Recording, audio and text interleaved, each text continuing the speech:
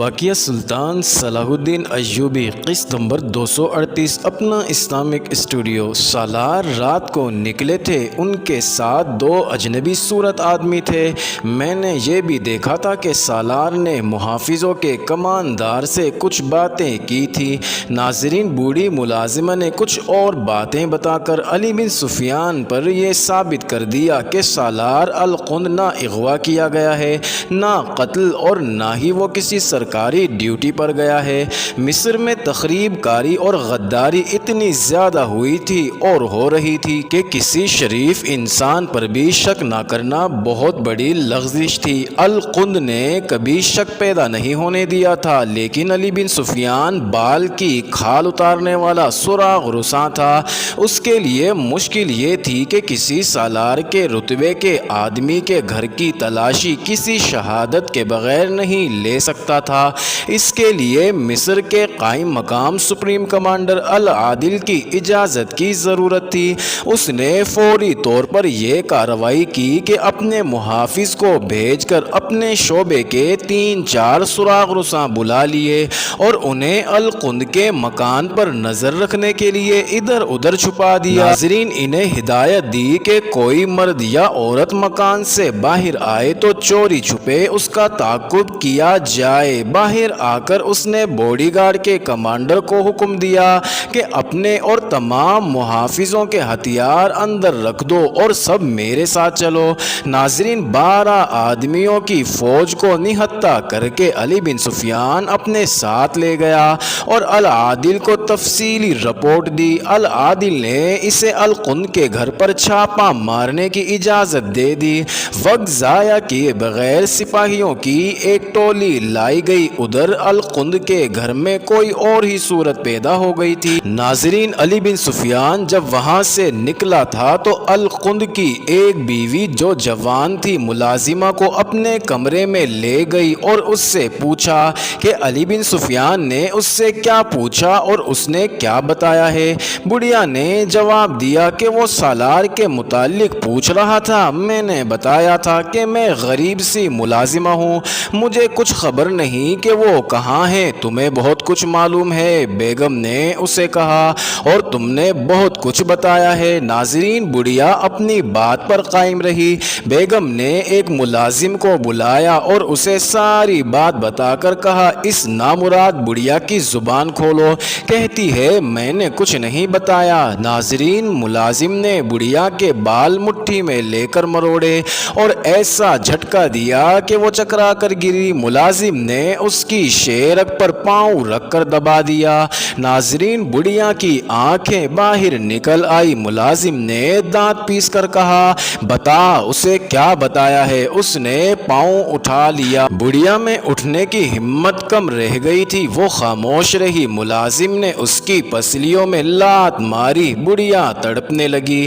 اس کے بعد ملازم نے اسے طرح طرح کی اذیتیں دے دے کر ادموا کر دیا۔ تب اس نے کہا، جان سے مار ڈالو، اپنے شہید بیٹے کی روح کے ساتھ غداری نہیں کروں گی۔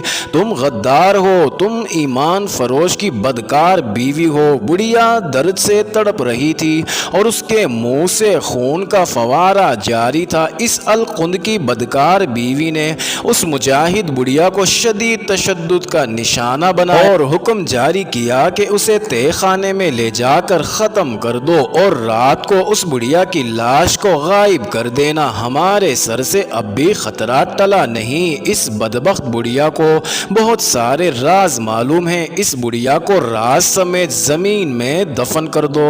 ناظرین، بڑھیا فرش پر پڑی تھی، اس پر نیم غشی کی کیفیت طاری تھی۔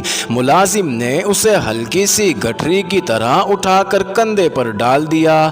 ناظرین، وہ ملازم کمرے سے نکل کر برآمدے میں جا رہا تھا کہ آواز آئی، رک جاؤ۔ اس نے گھوم کر دیکھا، سپاہی دوڑے آ رہے تھے۔ علی بن سفیان کے حکم پر وہ سب بکھر کر کمروں اور برآمدوں وغیرہ میں پھیل گئے۔ ملازم بھاگ نہ سکا، اس کے کندھے سے بڑھیا کو اتارا گیا۔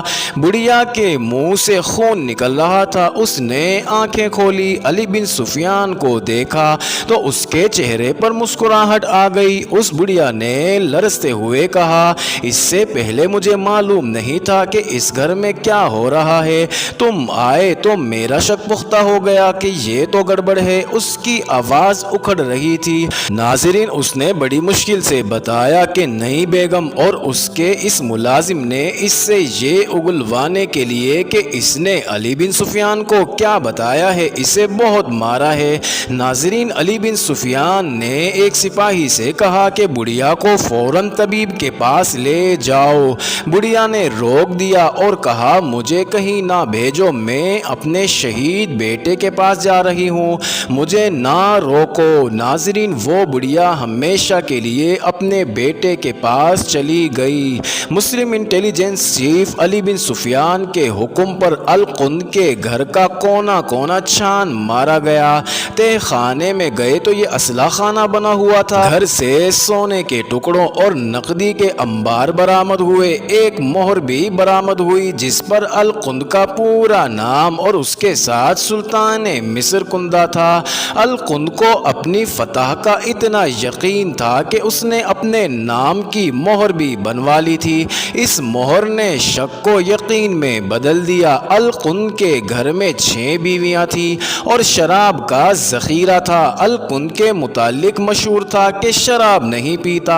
اب اس کے گھر سے پتہ چلا کہ رات کو پیا کرتا تھا۔ علی بن سفیان نے اس کی تمام بیویوں سے پوچھ گچھ کی تو اور کارآمد معلومات حاصل ہوئی۔ اہم شہادت نئی بیگم کی تھی جس نے ملازم کے ہاتھوں بڑھیا کو مروا دیا تھا۔ باقی تمام بیویوں نے کہا کہ سارا راز نئی بیگم کے سینے میں ہے۔ اس کے متعلق یہ بھی بتایا گیا کہ اس کی زبان مصری نہیں سوڈانی ہے اور جب باہر کے آدمی آتے ہیں تو صرف یہی لڑکی ان میں اٹھتی بیٹھتی اور ان کے ساتھ شراب پیتی ہے۔ ناظرین، ان بیویوں کے انداز سے پتہ چلتا تھا کہ انہیں اور کچھ بھی معلوم نہیں۔ نئی بیگم کو الگ کر لیا گیا۔ ناظرین، نئی بیگم کو علی بن سفیان نے اپنے 2 آدمیوں کے ساتھ اپنے مخصوص تہ خانے میں بھیج دیا اور خود کچھ اور تفتیش کر کے القند کے گھر پر پہرا لگا کر اپنے دفتر میں چلا گیا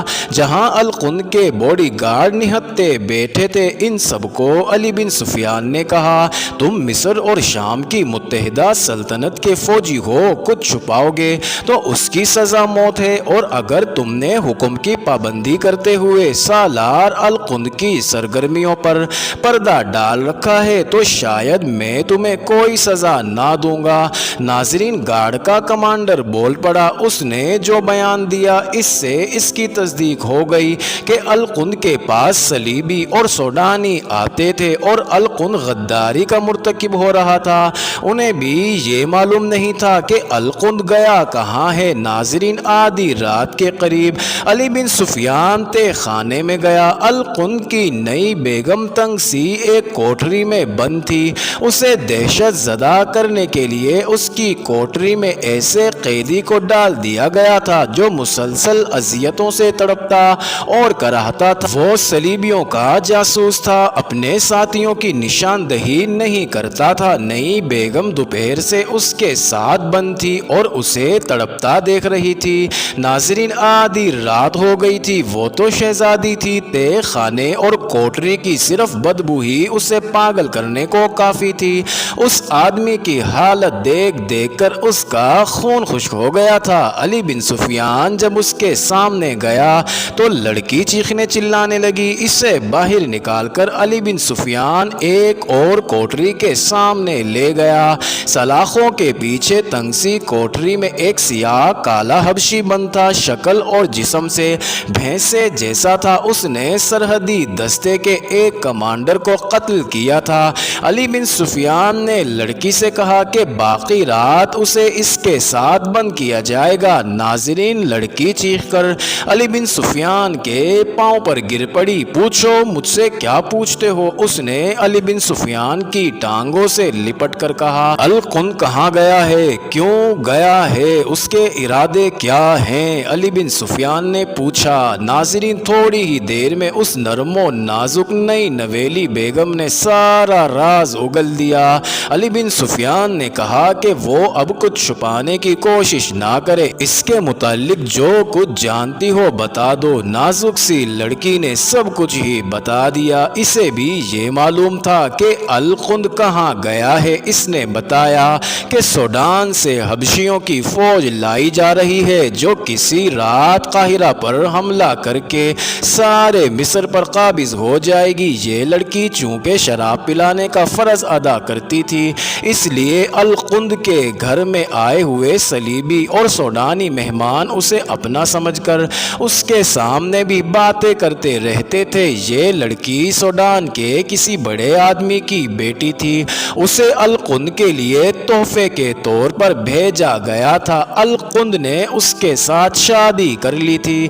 ناظرین، بہت ہوشیار اور تیز تھی، سوڈان کے مقصد کو اچھی طرح سمجھتی تھی۔ اس کے بتانے کے مطابق یہ سونا اور نقدی جو اس کے گھر سے برآمد ہوئی تھی سوڈان سے آئی تھی۔ یہ جنگ کے اخراجات کے لیے اور مصر کی فوج سے غدار خریدنے کے لیے تھی۔ اس لڑکی کو اس مقام کا علم نہیں تھا جہاں حبشیوں کی بہت سی فوج آ چکی تھی۔ اس نے بتایا کہ فوج کہیں دریا کے کنارے ہے اور اس کا حملہ شب خون قسم کا ہوگا۔ معزز ناظرین، یہ انٹرسٹنگ ویڈیو جاری ہے۔ اگلی ویڈیو قسط نمبر 239 میں دیکھنا مت بھولیے گا۔